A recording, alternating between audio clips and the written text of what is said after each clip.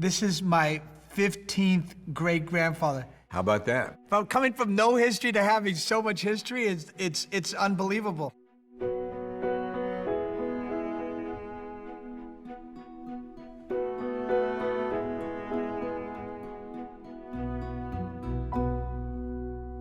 Actor John Leguizamo has deep roots in the country of Colombia and was curious to know how his family tree reflects the intersection of Spanish and Native American populations in his homeland.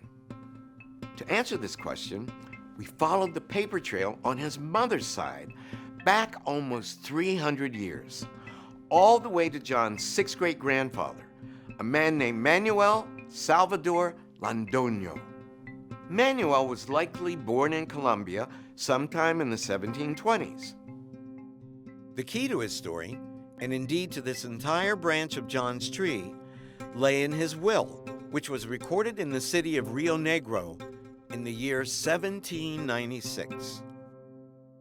Now, look on the right. That is part of Manuel's will. Oh, wow. You notice anything different about Manuel as he's described there?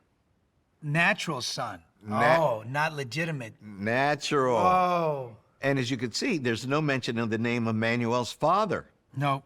And of course, this was common for illegitimate children. He disappeared, deadbeat dad. Let's find out.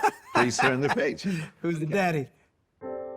Ordinarily, it would be impossible to identify the unnamed father of an illegitimate child born in the 1720s. But we had an extraordinary tool at our disposal. In the 18th century, priests in Colombia often kept notes on events in their parishes. These notes were compiled by an historian in 2006, providing an invaluable resource for genealogists because the priests had a wide array of interests and were willing to preserve gossip that was excluded from official records. Thanks to these priests, we learned a great deal about John's ancestry, including the identity of Manuel's father, a man named Sancho Londoño Zapata. Have you ever heard that name? No, I have never. Well, Sancho is your seventh great-grandfather, and he was the corregidor of Rio Negro at the time, which meant he was the local administrator for the Spanish crown. Oh, wow. So this is a Spaniard guy. This is a... He was a big deal, man. Let me tell you how big he was. Your seventh great-grandfather, when he died in 1765, was the richest person in the entire province. No, get out of here. Where's my money? He was the corregidor. That was his title. Yeah. That's incredible. That's incredible. Though John's seventh great-grandfather was a powerful official, we know little about his life and nothing at all about his relationship to John's seventh great-grandmother, a woman named Petronila de la Chica Betuma. But turning back to the compiled notes of Rio Negro's priests, we discovered something about Petronila. She was a Native American. Noble Indian. Noble Indian. That's beautiful.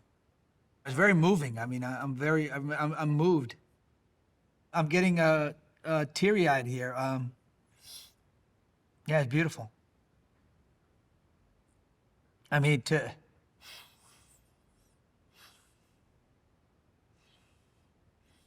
What's it like to see that? I take great pride in that. Mm-hmm. You know, you feel empowered in some way. Yeah. You feel like you have all these people behind you, all these ancestors. You know, you don't feel like you're just some spontaneous generation, you know? Mm-hmm. Yeah, it's beautiful. Thank you. Discovering the stories of our ancestors is a transformative experience, changing the way we see ourselves, our families, and our shared history. To see more incredible stories, click here.